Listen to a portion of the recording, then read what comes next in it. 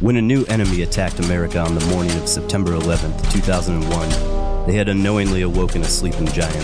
From all over the nation, men and women left their family and friends, their lives and their home, and answered the call to arms. They came from north, south, east, and west. They became soldiers, Marines, sailors, airmen, and Coast Guardsmen. As of today, hundreds of thousands of Americans have served for what is now their nation's longest war. More and more of them are returning home, fighting new and personal wars on many different fronts. But they are not alone, and they are not forgotten. Their battles are our battles. And while they fight these battles, We are their Overwatch.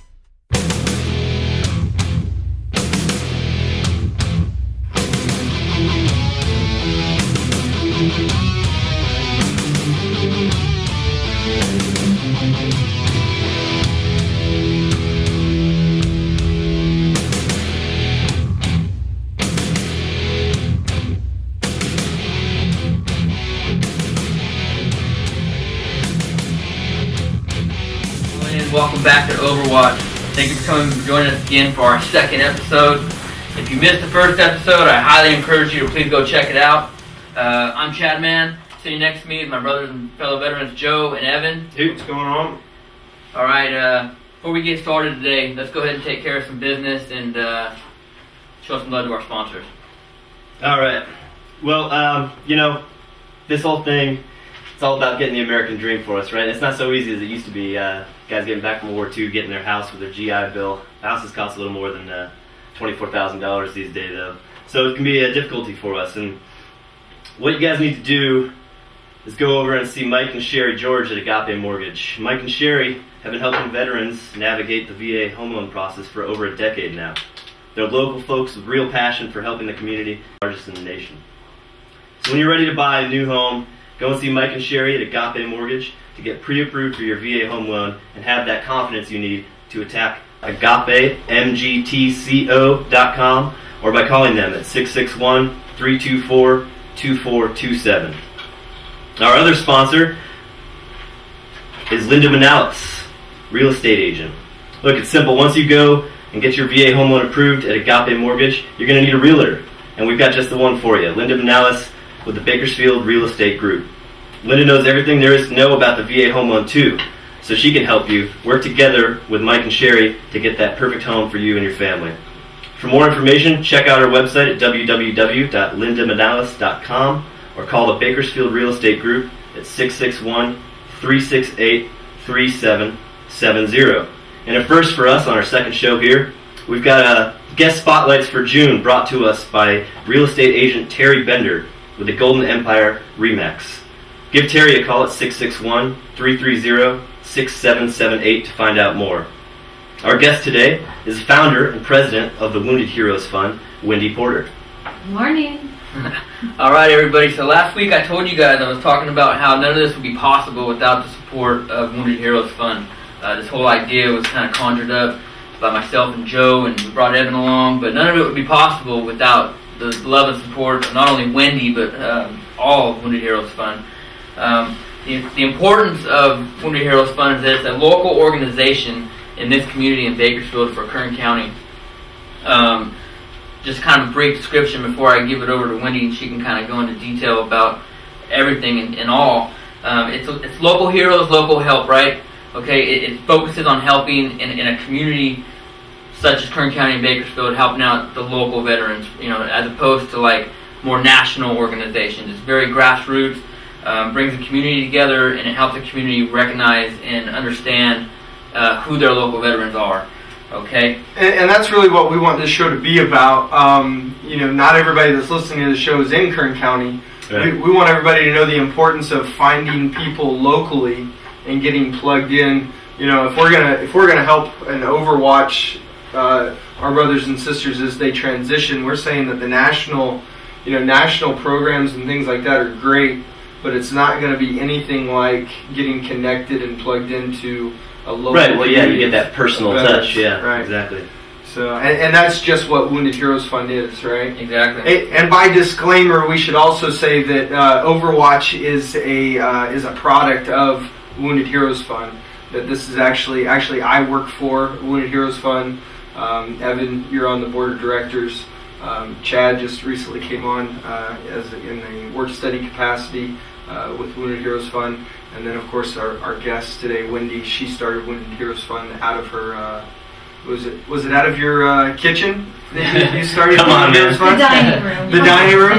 The dining room. Well, there's sort of one, if you've seen her dining room, it's like the dining palace. Pretty epic. Yeah, It is pretty epic. You can fit a lot of people in. Actually, it's bigger than my office. It's probably our 2 offices combined. Probably, yeah. So, anyway, so that's what today is about. Really, is that the importance of that local, and then we just have a great example with Wendy and what she started in the folks here with Wounded Heroes Fund. It brings the community together, I think. And what I've noticed, since being coming home 8 months ago, it brings the community together, and it brings veterans like myself who are transitioning into civilian life. It makes that transition so much better. I think I was just talking to Joe yesterday about I don't know where I'd be if I didn't come in contact with Wounded Heroes Fund as an organization and everybody involved with it. It's really changed my life and my family's life for the better since I've been back. So Wendy, do you mind just kind of telling us who you are?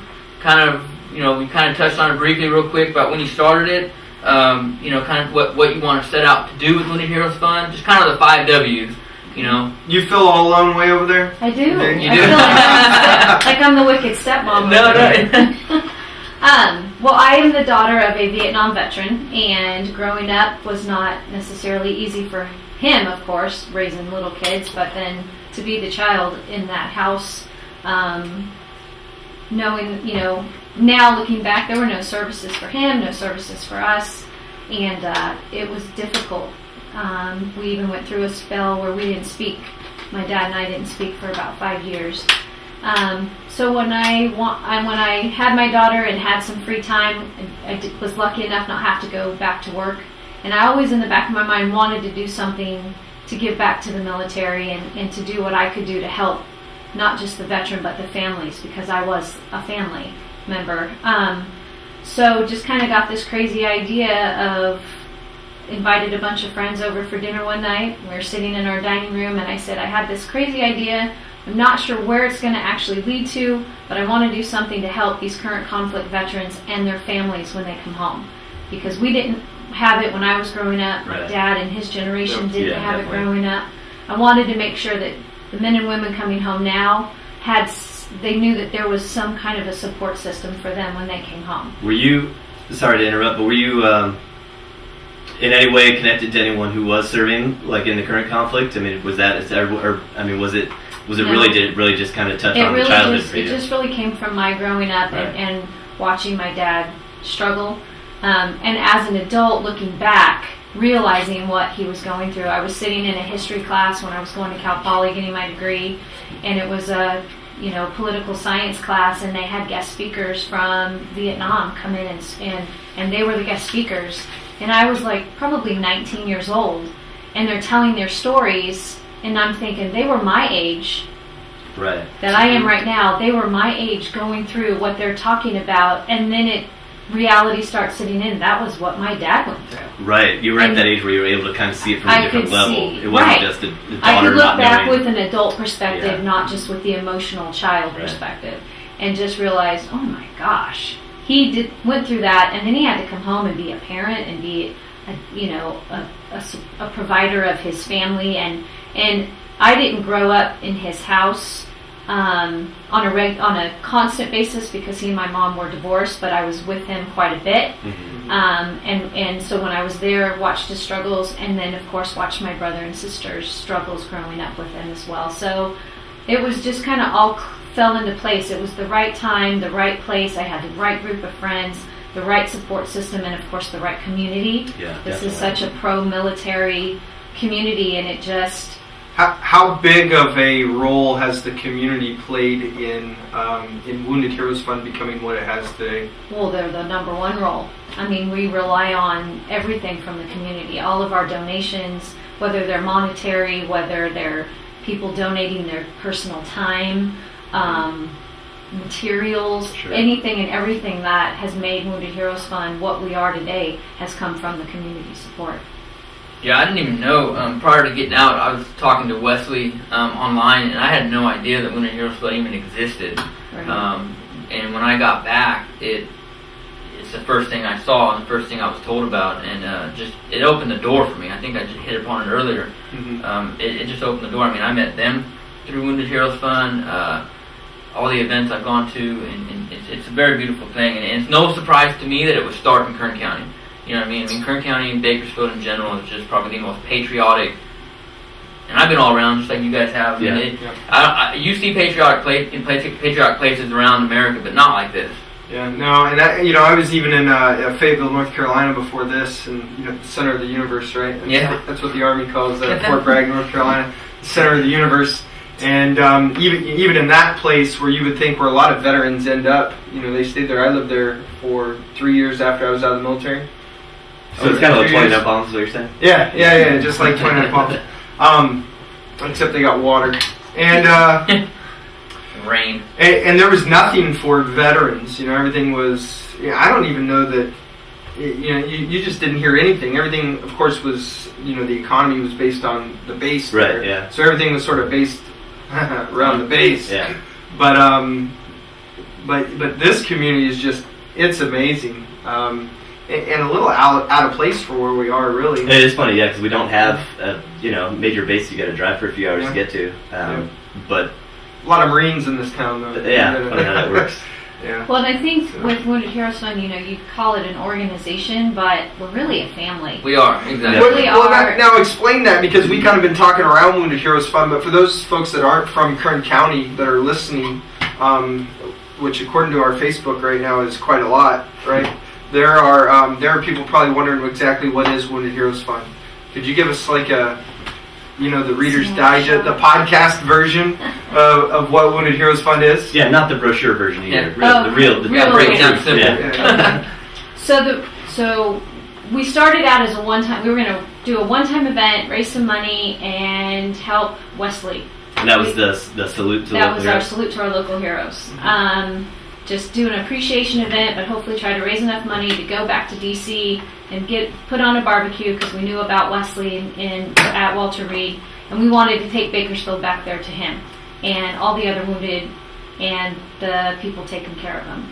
Well, when we got back after doing that, started getting phone calls of, hey, I got this friend who needs some help. I've got a friend who's in some trouble and they can't pay the rent this month. And it just started snowballing, right. And it kept getting bigger and more phone calls, and it was like, wow, okay, this isn't going to be a one-time event. There's a lot of people out there that need some help, and this is what I wanted, and now I'm being led in that direction. And so really the first few, it was started running out of my house with just some friends as support, taking phone calls, taking messages, returning phone calls, figuring out how we could raise some more money to help with this, and it just grew bigger and bigger. So then we started, we need to get some board of directors, we need to, it really led itself, and I just right. followed the path that it was taking me on.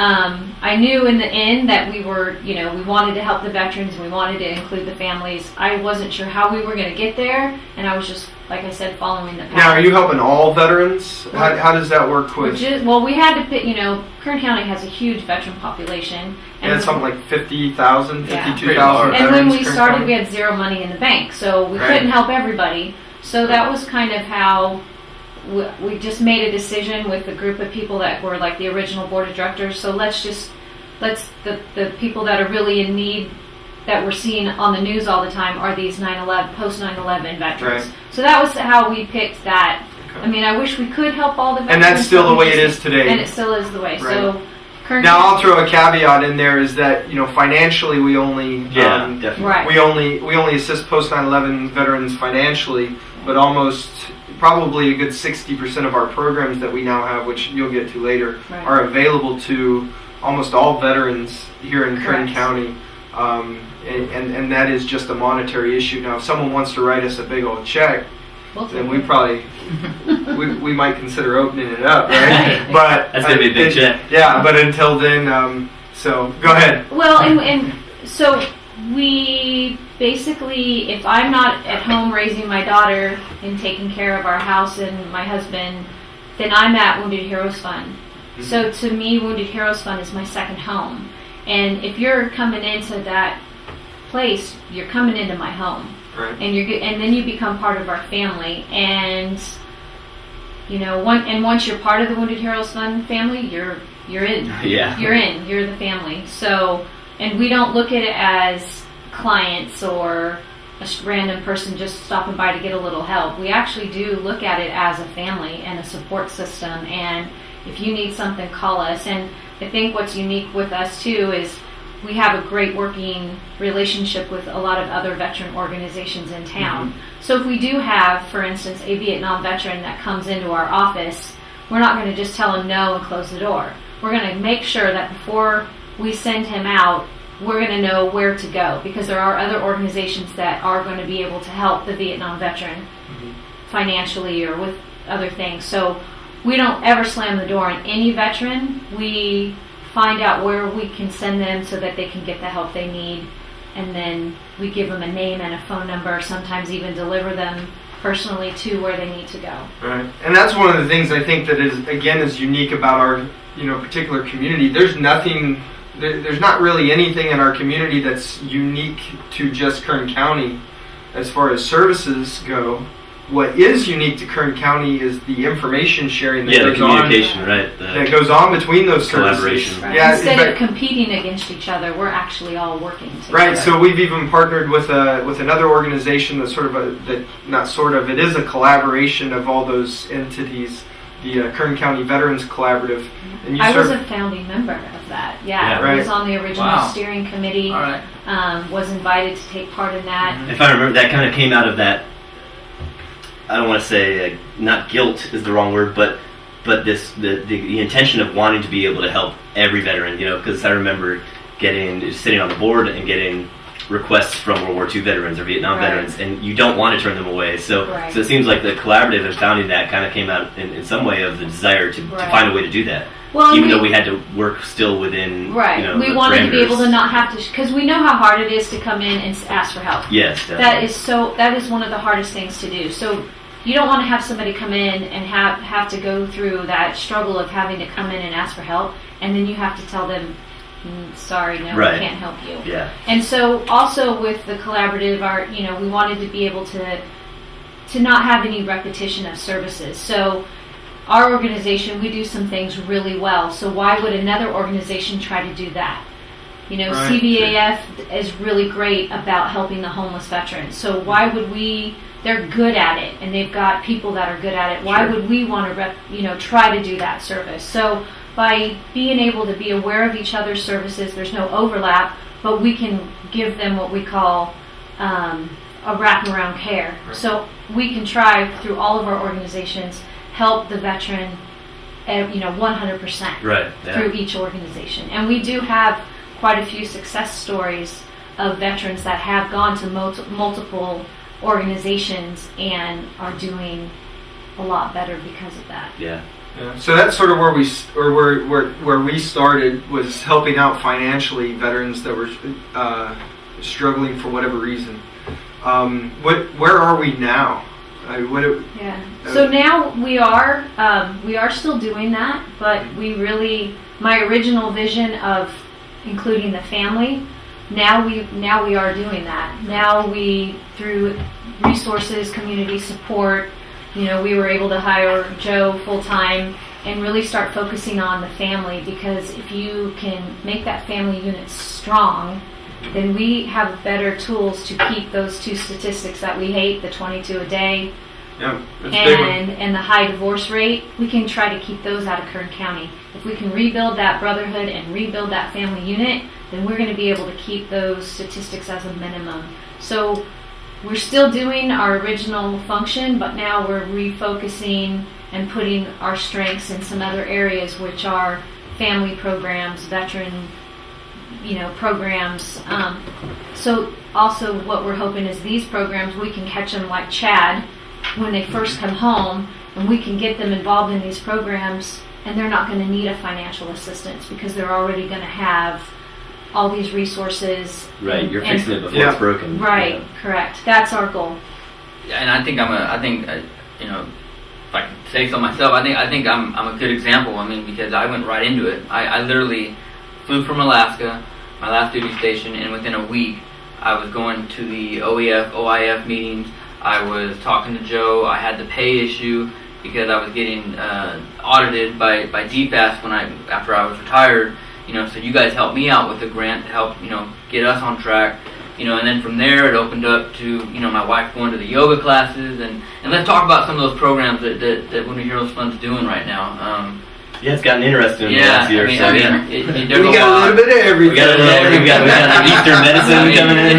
Yeah, there's everything. So, I mean, where do you even start? I mean, we got a lot going on right now. Well, Wendy's recently started doing the incense burning and chanting on Do in the smell mornings patchouli in before we here, get. yeah. So now, if we could just get coffee made, the office would be perfect. There's always candles lit. Yeah.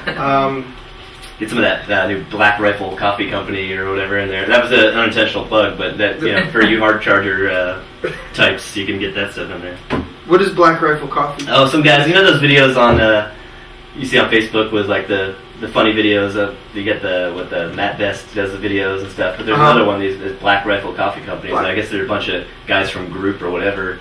Started their own coffee. One of them's called Caffeinated. Well, CAF is the brief, caffeinated as something, but Yeah, only Wesley's allowed to say that on these shows. yeah, we saved that for Wesley. Yeah. We need a jar in here. Yeah.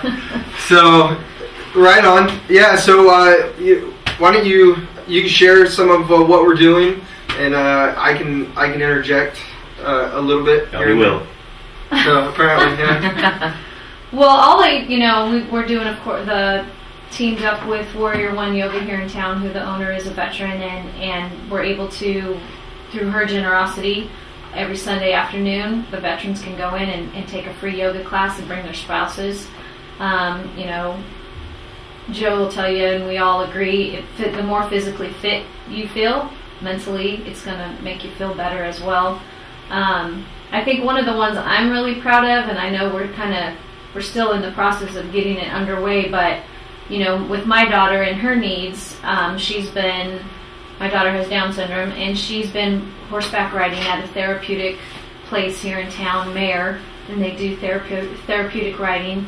And I've seen just the growth of Chloe in the last few years that she's taken part of this program. And so in the back of my mind, I always knew that we need to be doing something out here with veterans. They focus on, you know, kids and adults that have injuries or born with disabilities, but there was never a veteran program. So we're working with them to create a program out there for veterans and their families to kind of help rebuild their communication, learn how to communicate better, rebuild another tool to rebuild that family unit.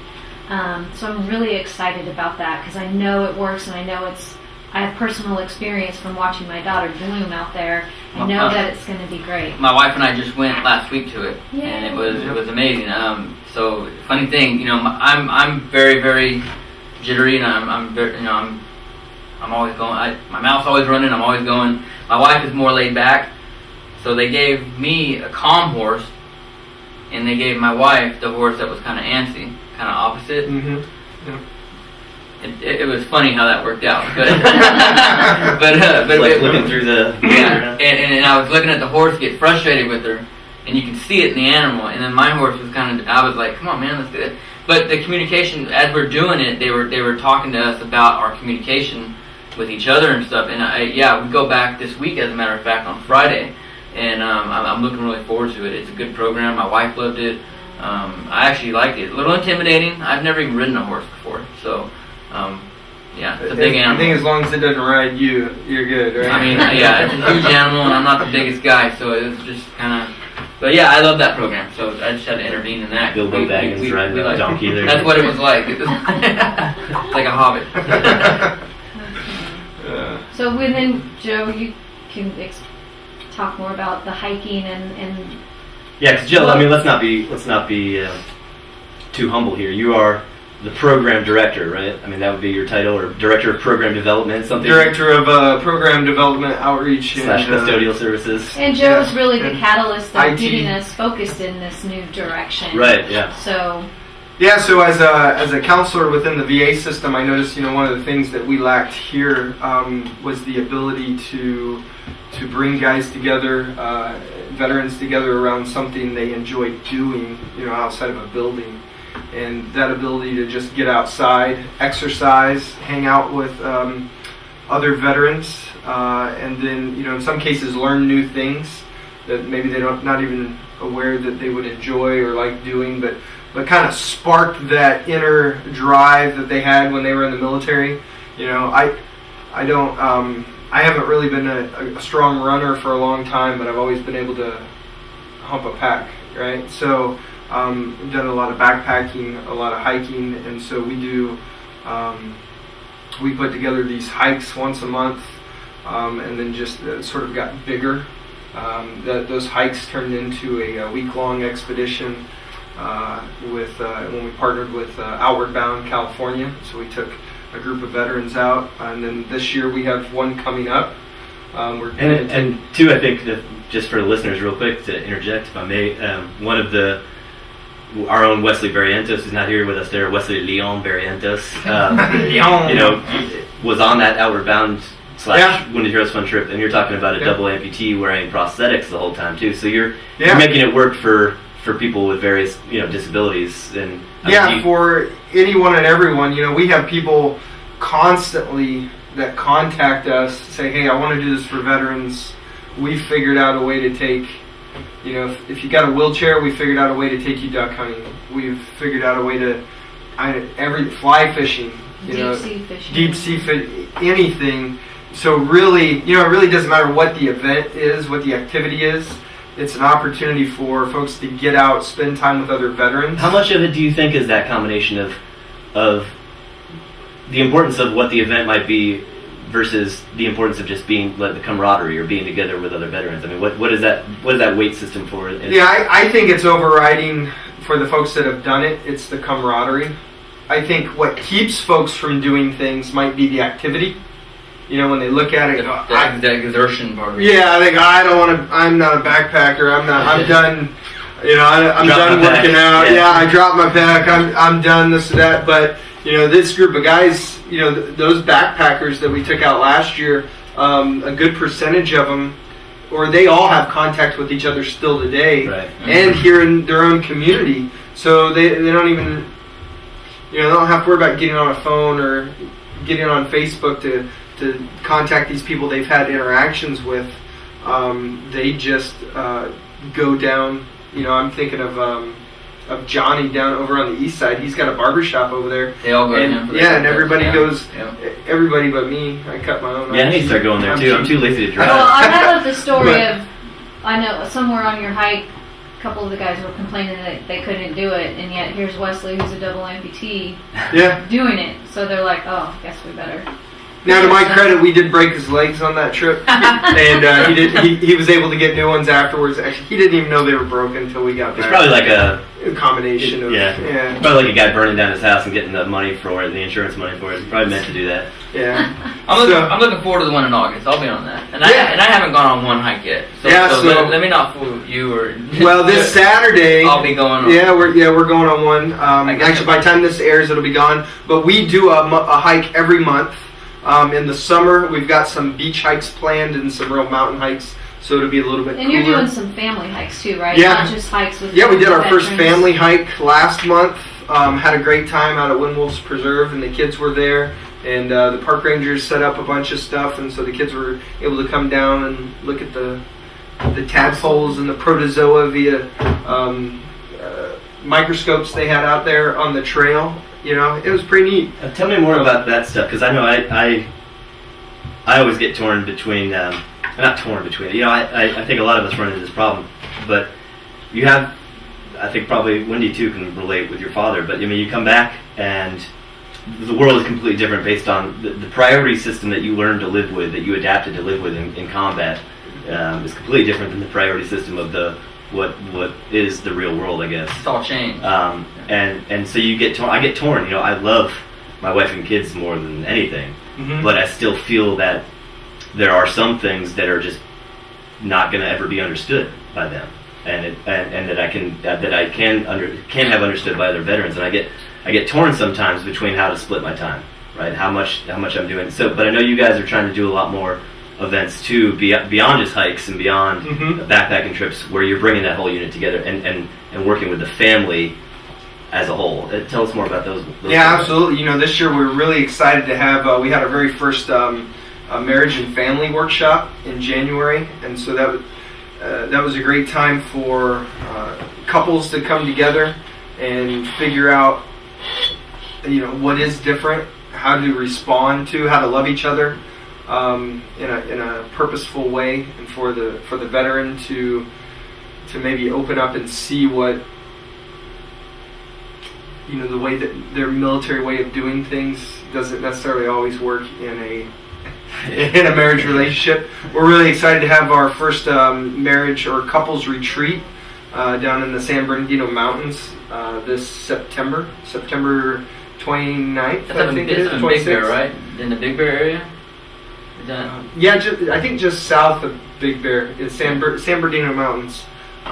There's a camp up there. Do we still have some openings? So if we anybody do. wants to go to You know, that? we so far we've only had, I think, 3 couples sign up, and we have 10 couple slots available. And same for the backpacking. For the veteran backpacking, we're at about... We're halfway, I think. Yeah, we're halfway filled.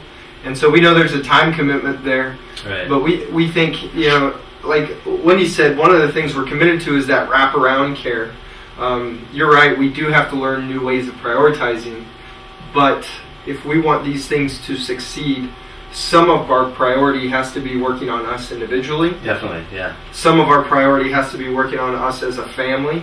And as a couple, there's nothing that's going to be better for your children than to have a strong mom and dad relationship. Oh, exactly. Whatever that mom and dad relationship is at this point in time, you know, whether it's a marriage relationship or even, you know, a divorce, or, you know, there's some sort of separation there, you got to have a good relationship between mom and dad, and that's where children thrive. And those are the things that we really want to focus on. I mean, we have a whole calendar of events. Date night. Yeah, we got date nights. You know, in fact, I just scheduled the next childcare for our date night in July, and so we're pretty excited. Talk about what date night is. Yeah, so date night is an opportunity for couples to come in, and we'll provide childcare for their children. They can drop their children off at a state licensed facility that has all the insurance and the certifications and everything to watch their children. It's a safe place. They can drop them off and then go out on a date in an area where a bunch of other veterans are going to be on a date night as well. And everything's free of charge. And everything's free of charge. We want our couples spending time together, and we want them spending time with other veterans, or at least make that possible. We did our first one last December, and it was a big success. We're looking forward to this one coming up. You think maybe, I know I tell guys all the time, because now I've been back for a while and kind of joining the group of being one of the elder statesmen of returning veterans here in Bakersfield, and seeing a lot of guys come back, even Chad, even some of the things we've talked about, and being able to reflect and go, yeah, I remember that phase, because it is in a lot of ways kind of I don't want to say predictable in a bad way, but we all do have a certain route we follow. You followed all of them. I'm going through it right now. Right, and I think for Chad, I think it's good that Chad, Chad, he's going to have stumbling blocks, and you guys have all gone through it. Yeah, you've seen them all. And so hopefully he knows, hey, I'm going through this, and it's a process you got to go through, but you've got multiple people that you can reach out to. And very recently, yeah. I mean, very recently, yeah. I've had my bumps, I think I've known Joe since literally since the week I got back, and I think he has seen, he's not just a friend, he's not just a brother, he's become a mentor to me, and that at times, I need a pin, and that at times, you need a tissue? No, but that at times requires a mentor to kind of come down on you and be like, hey man. And one thing is true is that with not just him, but with Evan and Wesley as well, and I've spoken to a few of the other guys is that they see where I'm at, and Well, I don't it's not see to it. minimize what you're going through. No, Right. because it's not at all. It's- And But we have seen it, and so I think we're not minimizing, because even me, I'm not a veteran, but I have been through this a lot with most of you. So we're not minimizing it. What Oh, no, we're not at trying all. to say is we've been through this, we kind of know what you're doing, and so we're here if you need some help. It's always been my belief, and again, I'm not a trained counselor like Joe over here. But, I faked it. Yeah, I faked it. I have a psychology degree. I guess I can say that. I do not. Yeah. So, but my one of my biggest theories has always been just telling people, again, not to minimize it, but that you're not really, and as much as we hate saying this in our society today, you're not. This is not that special. You're not weird for doing it. We've all gone through it too, and I think with the couples, and that's what I was originally trying to get to. But we have so many thoughts we got to condense here in this hour. Yeah. But that's an interesting point with getting couples together, where like a veteran can get together with another veteran and see, oh, he does the same thing. I'm not weird. I don't have to take my own life because other people are going through it too. You get couples together and they realize their communication hiccups are not unusual either. Other veteran couples are having the same issues in some senses, and it's like, oh, we can make this last if they can.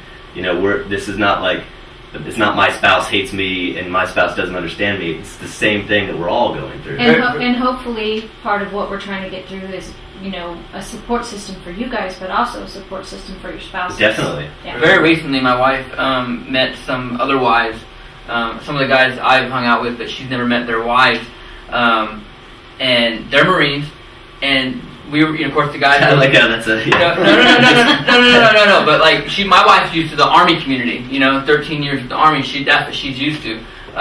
So she was talking to these wives, and I was like, so what'd you think? I said, how'd it go? And she goes, I loved it. She goes, the only thing about it was that the acronyms and certain things that they talked about was different. Their Ranger panties are green. But so she enjoyed it, and it was nice, and that's the beauty of it.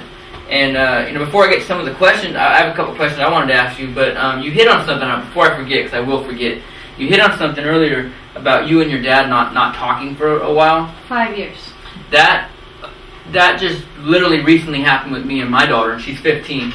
And now we're starting to touch base again, and that's just because when I came back, we butted heads a lot, and our relationship kind of deteriorated. However, since being back and being around other families and kind of looking off, how Joe does things with his family, how Evan does things with his, that's kind of helped me react differently with my daughter. And now our relationship better than ever. So it's a very beautiful thing. The family thing I wanted to hit upon before I forget, because like I said, I will forget. The family thing about Wounded Heroes Fund is what I get most out of it. I mean, I enjoy being there. I enjoy being a part of you guys. And so thank you, if I could just to all you guys. It's been great for us. Now, I think probably the biggest thing to hit on all of this is most of the things that Wounded Heroes Fund does, really what makes it a success is that it's local. It's the intangible qualities of it, yes. You wouldn't have these things on a national scale. Right. You wouldn't And be even going if you over- did, you'd have to have this local entity in every... You have to have a branch manager and everything. Exactly. Right, which we all know that the bigger an organization gets, the less efficient it becomes. And so I think, that's one of the... We've talked back and forth, and we feel real strongly about the local aspect of this and the philosophy of having local heroes with local help, being able to come around and wrap around these folks, have an interaction and some sort of quality relationship with every veteran and family that we're in contact with, and the community. Is this something other communities could replicate? I don't see why not. Why couldn't they? But you just have to have you got to have the commitment. Mm-hmm. I mean, I know full well that this wouldn't have happened if we didn't have a group of committed people looking for big ideas and doing whatever it takes to get to that point. And there was a lot of time that I had to sacrifice away from my husband and my daughter in the beginning. Now it's not so much, because now we have, more people invested in helping. But if you've got the desire and the want to help, I don't see why you couldn't. And I'm perfectly okay if somebody wanted to do something in their area and wanted to contact us and get some ideas, and be more than happy to share that. Yeah, I know we have kicked around the idea of creating sort of a model resource for people to take to their own community. But then the more we looked at it, was like, well, what does that even look like? Because every community is different, and that's the beauty of a local organization. Yeah, definitely. Is that, I mean, they probably, we could give them some basic ideas, and then they would have to just personalize it to their community. But I think it's very possible. It makes the transition for guys a lot better. So has Wounded Heroes Fund exceeded your expectations, or is there still goals you have set in mind? I mean, is there... It surprises me every day. I mean, like, I've had visions along the way. I had visions of when I moved into the office we're in now, it was just me in there.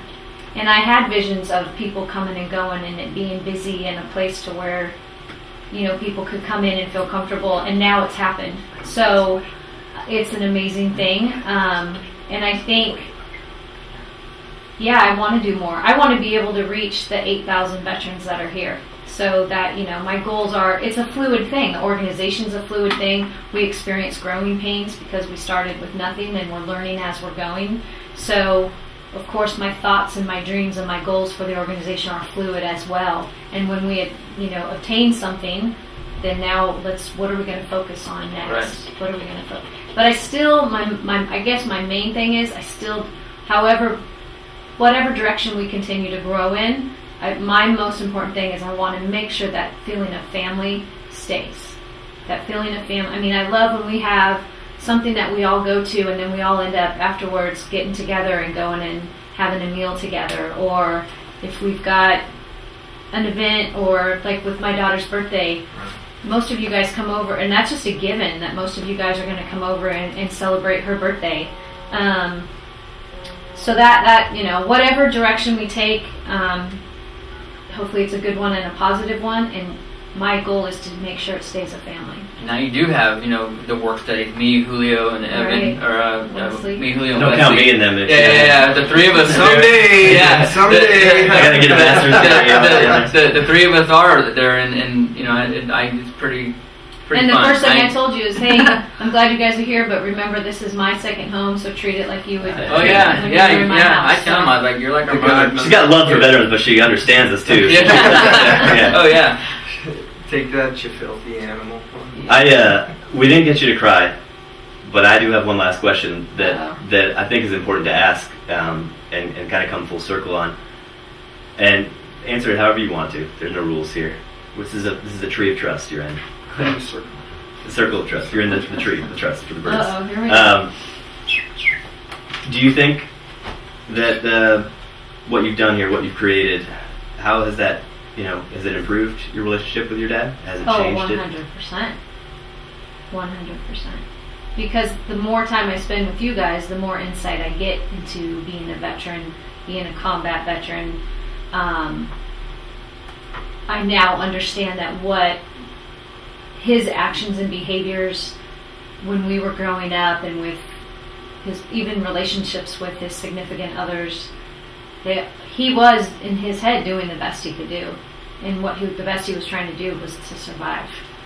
Right. And so, I mean, I still at moments, weak moments, still feel and look back on that child. Sure. But that's just getting fewer and far between. Now I'm really starting to understand the person that he was, why he did what he did, and he is remorseful. I mean, he has apologized, and he is reaching out, and I know I've seen him at some of the salutes and some of the events. Yeah, he's been a big supporter of us, and sometimes he calls up on the phone and bought a bunch of sweatshirts and said, hey, give them out to the guys when they're coming back. Oh, and nice. And I think I think he was already one of the ones, because you kind of have veterans that are resentful and veterans that are thankful that their experiences taught this new generation to treat you guys differently. Yeah, definitely. And I think he was already headed in that way, but I think this organization has even helped in his healing of, so what I went through was worth it because look what's taking place now. So maybe in a way created something to give him an outlet too, just like you've given us. I think so. I hope so. Yeah, Don't make me cry. You are. So maybe Yeah. just say. Stare into the camera when you do. That's a very beautiful thing. I think that's amazing. And that's another thing I think that's important for us is we get all the time, hey, you know, sometimes we'll have a Vietnam veteran come up and say, hey, well, we didn't have any of this when we were coming back, and you know, what about, but it's really because of them. Yeah, but definitely. That the generation now, people like you have said, hey, we don't want that to happen again to our men and women that are coming back. Right. And so while, yeah, they might not have had those things available, you know, hopefully our generation is improving upon what we've seen go poorly. I think they should be proud of that legacy in a way. It's unfortunate that it happened the way it did. Well, but and I love how the majority of you guys, when you meet a Vietnam vet, you think them. You think them. And I know that catches a lot of them off guard. Yeah, probably. Well, I don't. Cause a lot of times I don't think they understand what we all learned from them. Correct. You know, and that, you know, you keep hearing about this is the greatest generation. This is the greatest generation. You know, my particular opinion is that they're all great generations. You know, and I hope that someday in the future, our children's generation will look up to us, and we can maybe put things out and teach them some things, and that's what's great about this country and everything we've talked about today. So, right. Can I add one thing? Yeah, definitely. So this won't make me cry because now I know that it's coming, but I get asked all the time, you know, what do you get out of this? And of course I get you guys as family, but I think a big part, and I probably will cry, is with Chloe, because Chloe has Down syndrome and it's different, but she has grown up with you guys. She doesn't know any different. So when she sees somebody in public that has no legs or is disfigured in some way, she doesn't see it. She doesn't see it. And I think and she's getting to the age now where she's starting to realize that she is different from other kids. But I'm hoping what she takes away from growing up with you guys is, hey, you think you're treating me badly, or you think I'm weird. I got a guy here that has no legs and he's awesome. So I know if I'm a little bit different, it doesn't matter because I'm awesome too. Wow. So I think that is my big thing personally. Yeah. I love all you guys for who you are and what you do, but you guys don't even realize what you're doing for my daughter. And so that I'm thankful for. Well, that's even more beautiful than everything I think we've discussed today. So. I don't think we can top that. Yeah, no, I think you got us. Well, I wanted to give a big thanks from Overwatch to the Wounded Heroes Fund and the Wounded Heroes Fund family, and most especially to you. You are like our godmother, like our mother. I mean, I can't tell you how much it means. Can we officially dub her the godmother of Yeah. I don't know I'm old enough for that yet. No, I mean, I've been kind of saying it here. So we'll all be coming to her on the day of her daughter's wedding to ask favors. Well, I know she's in trouble when she starts dating, because she's not even going to have to worry about just dad. She's going to have 25 guys There's gonna be a lot of guns following pointed her. at that guy. There's gonna be a lot of guys in your kitchen cleaning guns when he comes in. Yeah. And brandishing their tattoos. Yeah. Well, real quick, I want to give out the the website and the phone number for Wounded Heroes Fund if you're local in Kern County and Bakersfield, and if you're not, go ahead and check it out. Okay, the phone number for Wounded Heroes Fund right now is 661-328-8699. 00. That is a typo. Yeah. So Wounded Heroes Fund 328-8600. That's a big typo. It is. Yeah, that's a bad one. Okay, so again, 661-328-8600. He's 11 Bravo, folks. Man, yeah, I am 11 Bravo. Give me some credit. And the website is thewoundedheroesfund.org. And that's where you can find all the information. They're also on Facebook. You can look us up there and go to our Overwatch podcast page. Check us out there. The emails for Joe and for Wendy and for everyone involved in Wounded Heroes Fund is on the webpage. All the events coming up will be on Facebook. Go ahead and check us out. If you're in Bakersfield, go ahead and look up the Bakersfield Veterans. It's called Bakersfield Veterans page, right? Yeah. Where we also post events on there. And like I said, if you're out of town, look us up anyways, man. It's a great program, and maybe you can hear this episode and maybe spark some interest in doing something in your community. All right. Upcoming events we have, like I said, on I guess it's all going to be past by the time we do this. But look us up the upcoming events we have and see what we got going on. Next week's show you don't want to miss. Next week's show is going to be awesome. Week 3, Stolen Valor. Stolen. Oh, that's already. I thought we were doing PTSD. No, Stolen no, Valor. we're switching gears. PTSD is going to be week 4. It's going to be around the PTSD Awareness Day. I think that should be costume day as well here in the studio, huh? So Dressed like your favorite Stolen Valor character. So join us. It's going to be a great show. Wesley and Julio are going to join us, so the excitement level is going to go through the roof on this episode. So join us. For Joe, for Evan, for Wendy, for Wounded Heroes Fun, this is Chad Man, out.